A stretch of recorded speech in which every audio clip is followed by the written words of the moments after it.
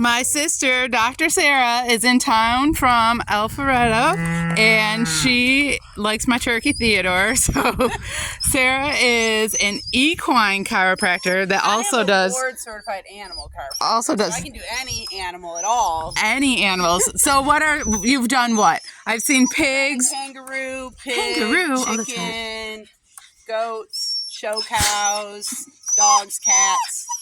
And have you ever done a turkey? I've never done a turkey. Just Theodore. So what are you doing right now? So you motion the joints to see they're restricted, just like you would in a human, and then you do an adjustment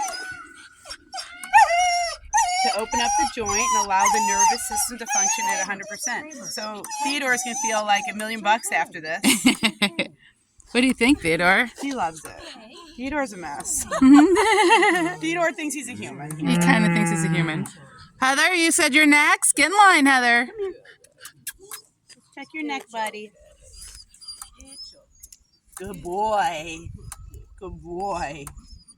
And you were saying that horses do what when they have a good adjustment? They lick and they chew. Okay.